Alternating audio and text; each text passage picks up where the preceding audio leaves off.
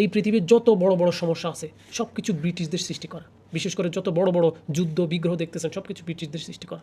সেই 1915 সাল, 16 সাল, 17 সাল এই সময়গুলোর দিকে আপনি ইন্ডিয়া পাকিস্তান বলেন, চায়না বলেন, মিডল ইস্ট বলেন, সব সমস্যাগুলো ওদের সৃষ্টি করা।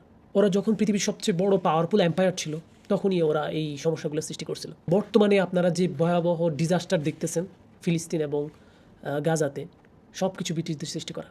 এই ফিলিস্তিনের জায়গা জমিগুলা 1915, 16, 17 সালের দিকে এরা তিনটা জাতিগোষ্ঠীকে প্রমিস করছিল যে এই ল্যান্ডটা ওদেরকে দিবে। প্রথমে এই ব্রিটিশরা এই ফিলিস্তিনকে ম্যাকমোহন কমিউনিকেশনকে দিবে বলছিল। তারপর এরা আরবদেরকে এই ভূমি দিবে বলছিল। কি বলে জানেন কেন দিবে বলছিল আরবদেরকে এই ভূমিটা? মুনাফিকি করার জন্য। এই ব্রিটিশরা আরবদেরকে বলছিল যদি এরা অটোম্যান এম্পায়ার মানে তুরস্ক, এখন বর্তমানে এই তুরস্কের বিরুদ্ধে যদি এরা এই মুসলিমদের বিরুদ্ধে যদি আরবরা যুদ্ধ করে, তাহলে কাদের পক্ষে হয়ে? ব্রিটিশদের পক্ষ হয়ে যদি যুদ্ধ করে তাইলে তাদেরকে এই ল্যান্ড দিবে, মানে এই ফিলিস্তিনের ভূমি দিবে। পর এরা তুরস্কের বিরুদ্ধে যুদ্ধ করছিল এবং তুরস্কের ওই যুদ্ধে হারাইছিল প্রথম বিশ্বযুদ্ধের সময়।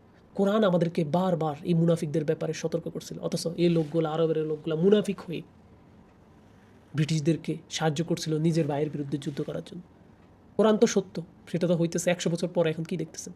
সেই সমস্যাগুলো সব রক্তের বিনিময়ে রক্তের বন্যার মধ্য দিয়ে আমরা সমাধান করতে হইতেছে। চিন্তা করছে একদম সবার শেষে 1917 সালে এরা বেলফোর ডিক্লারেশনের মাধ্যমে ইহুদিদের ভূমি বলে এরা এটা ইহুদিদেরকে দিয়ে দেয়। দেখেন, যে জমি তার না সে তিনবার, ইভেন ক্ষেত্রবিশেষে আরও অনেক বেশি, তিনবার এরা এই জমিটা আরেকজনের জমি আরেকজনকে দিয়ে দেয়। এবং সেই ফাঁদে পড়ে কোরআনের বিপক্ষে যে এই কিছু মুসলিম মুনাফিকরা এদের পক্ষ হয়ে আবার যুদ্ধ করে, আবার জীবন দিছে। চিন্তা করেন ওরা কি কখনো, ওরা জাহান্নামের কত নিচে যাইতে পারে আপনি চিন্তা করে দেখেন।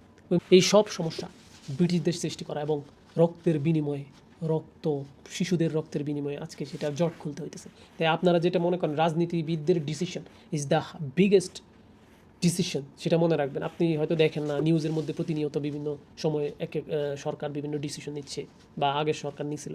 মনে রাখবেন এই ডিসিশনগুলো আপনাকে, আপনার প্রজন্মকে, রক্তের বিনিময়ে আপনার প্রজন্মকে এটা জট খুলতে হবে। তাই সবাই সতর্ক হন। যারা পড়াশোনা ভালো করে করে নেয় তাদেরকে রাজনীতি থেকে দূরে রাখেন, তাদেরকে আবার নতুন করে পড়াশোনা করায় তারপর রাজনীতির মধ্যে ঢুকান।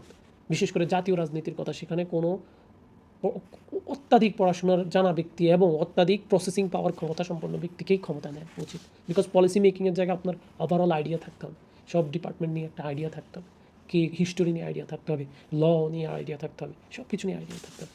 অনেক সাবধান হয়ে যান ভাই।